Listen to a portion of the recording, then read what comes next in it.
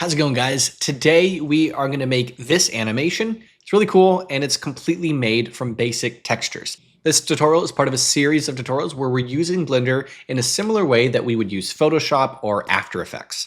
The theme of today's is creating beautiful animations just from 2D textures and giving it kind of a 3D feel and animating it in a really cool, interesting way. So if you want to check out more from this series, there's a YouTube playlist linked in the description.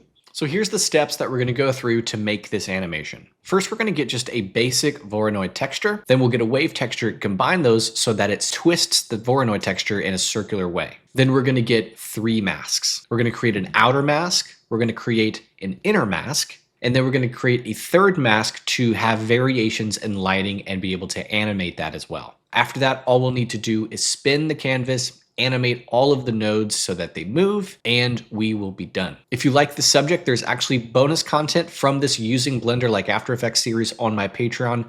Some really cool stuff. There's a collection dedicated to that on there. So if you want to check that out, along with a ton of other bonus project files and tutorials, that is all available right now on Patreon. You can check it out, linked in the description. So with that being said, let's create this animation. All right, so it's going to feel like there's a lot to this animation, especially with the nodes.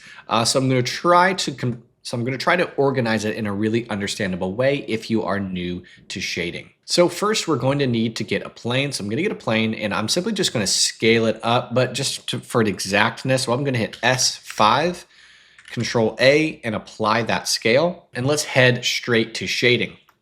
Now first hit the camera icon over here and we're going to switch over to Eevee. Now that we have this, we're going to go here to the render view and let's make our world brightness right here all the way to black. And now we can create this. So right here, let's get a new material. I'm going to delete the principled. We're going to Shift A, search emission, and we're going to plug the emission into the surface. And let's search up a Voronoi texture and a color ramp. So right there, color ramp. And that is not a color ramp. So we'll get our color ramp and make sure you plug distance here and color into color. You're going to get something like this. Now, if you have the Node Wrangler add-on enabled, hit Control T or get a mapping node and a texture coordinate and plug in the object coordinate. And now you're going to get all of this. Let's bring my scale to 2, actually probably a lot lower than that. And let's bring our color ramp in. Now this isn't very good. The gradient that's crunching it in is really harsh. So let's actually go from linear to B-spline, and it's going to be a more graceful crunch in, and you get to appreciate these really beautiful points in the Voronoi, and that's what we're looking for here. Now let's go ahead and twist the Voronoi, and it's going to be a really cool trick. Let's give some space right here so you can just highlight and then hit G to move it over. We're going to get a wave texture, plug it there. You're going to see the waves. We're going to go from bands to rings, X to spherical, and then bring that scale up. Now, currently, it has completely ruined our texture. It has applied a wave distortion to all of our Voronoi, and we've lost all of our detail. So go ahead and get a mix color node.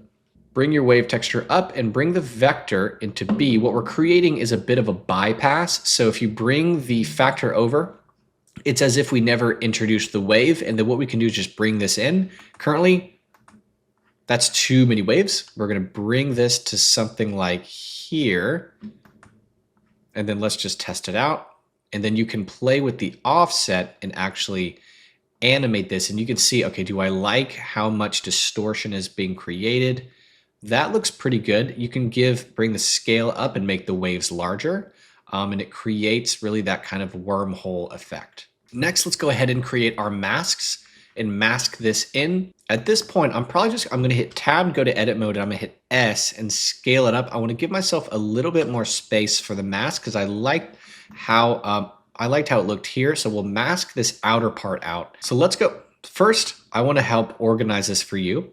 So let's go ahead and take this section right here. I'm going to hit Control, hit Shift P, and just box it in so that we can kind of make sense of these and also move them at the same time. So we can move this over. Maybe I can bring this down and kind of make it smaller. So this is that section. Let's go ahead and get our mask. So let's get a mix color node and switch this into B and A, make it black. And then let's plug a gradient texture in it. So let's get a color ramp. And let's get a gradient. And let's plug the mapping into the gradient and go from linear to spherical and plug that right here. And we will have pretty much lost all of it. Now first, I made a mistake. I'm gonna hold down Control and slice this. I'm gonna give him a brand new mapping setup. So I'm gonna hit Control T and use the object because we're going to need to edit this. So I'm gonna, right here on the scale, give it a smaller scale and expand that mask out to fill the edges. Something like this. There we go. And then you can further edit the mask if you want. I think I'll bring it up to here, but now we have a nice circle. If you want to make it a little bit more graceful, you can go from linear to B-spline and then bring it over like this and then this. And now you have a far smoother looking gradient. If you prefer it, I think it looks nice, and we can exploit that a little bit later if you'd like to. Now let's create our inner mask. So we're going to need to get another mix color node. So I'll just duplicate him, bring this to B.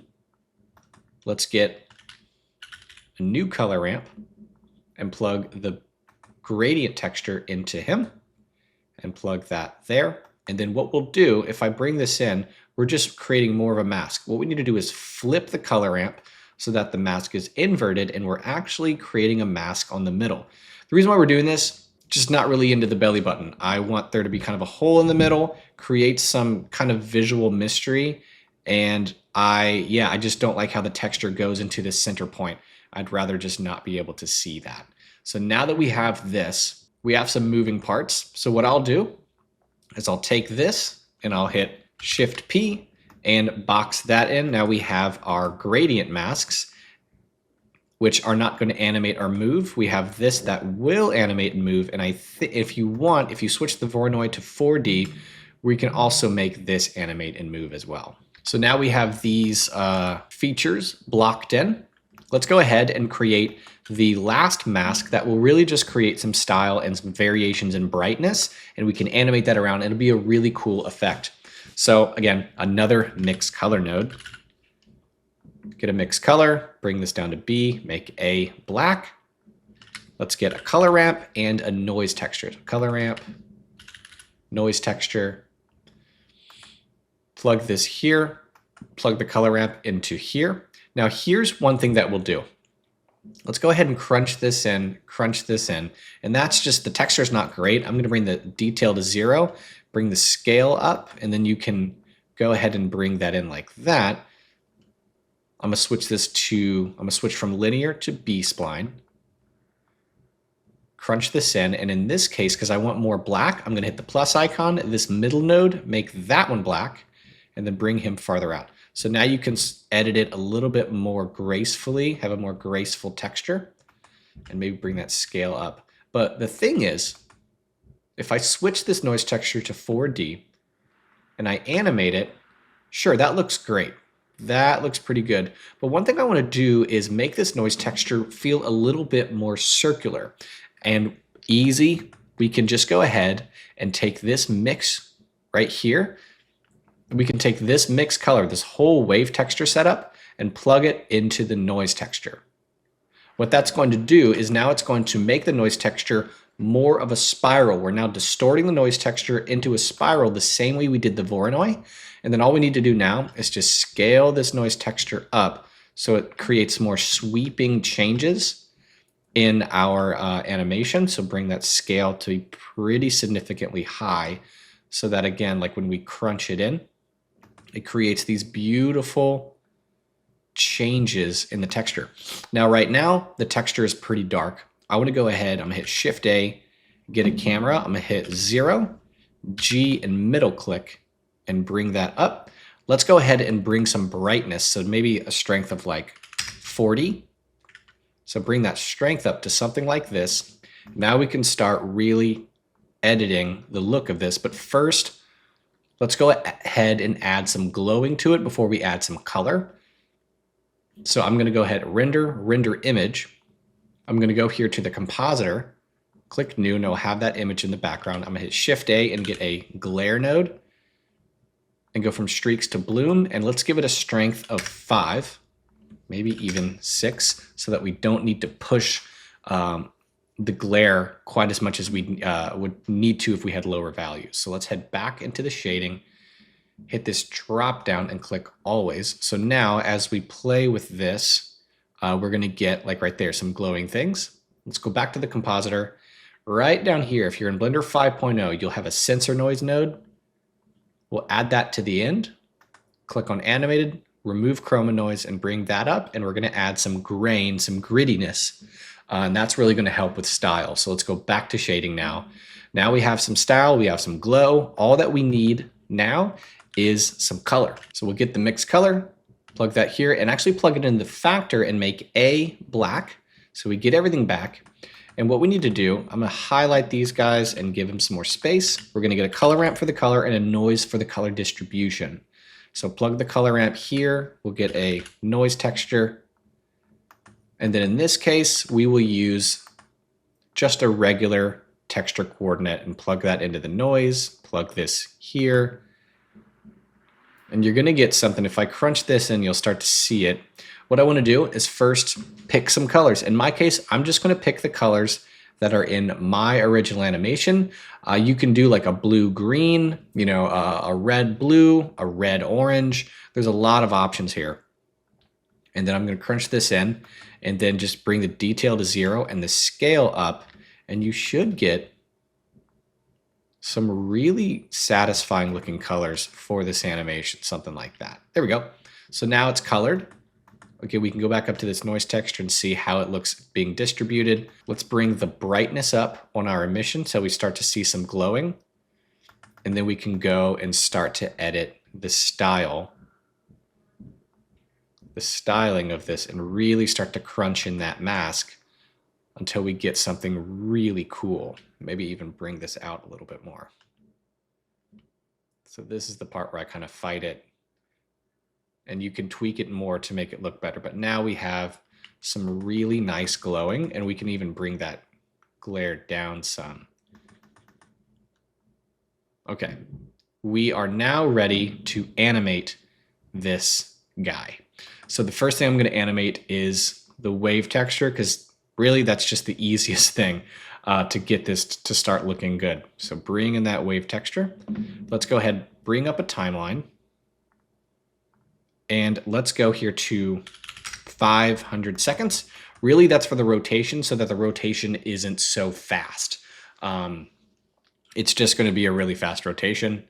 And that's really, there's no real kind of way around that. So let's go back to frame 0. Make sure you are at frame 0 and go to your preferences in the animation, and your default interpolation is linear. So let's go ahead and animate the wave. So I'm gonna hit I, and the way you loop the wave is doing an even number asterisk pi.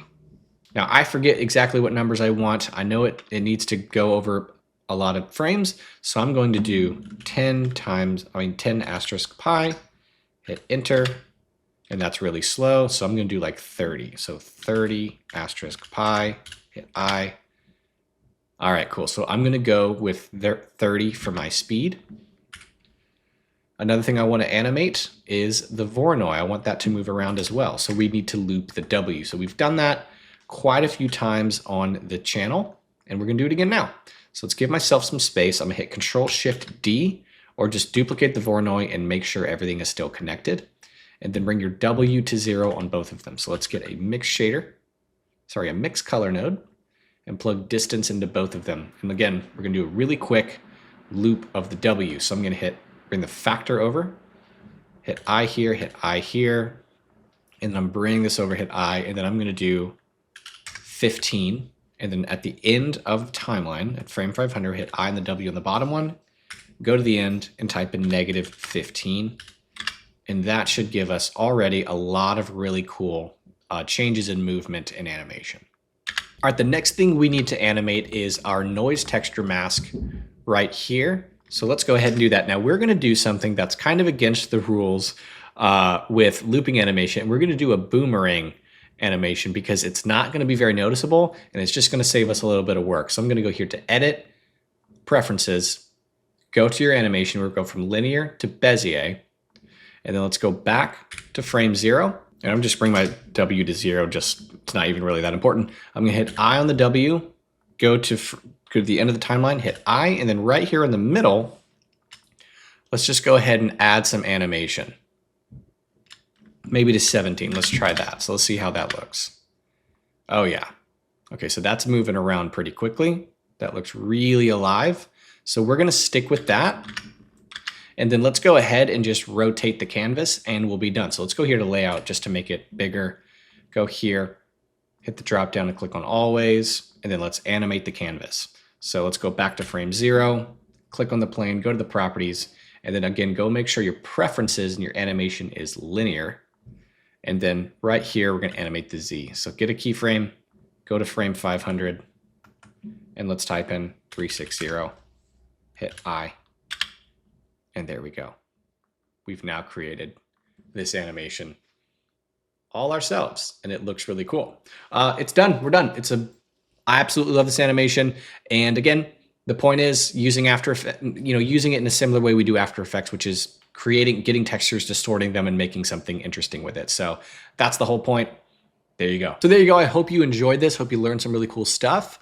Sometimes you don't need to use geometry nodes and a bunch of modifiers and objects to create really interesting animations in Blender. Sometimes you can just use textures and make something really cool. And hopefully this gave you some ideas. So with that being said, hope you enjoyed it. Again, feel free to check out the bonus content on Patreon. A bunch of really cool stuff there. And I'll see you in the next one.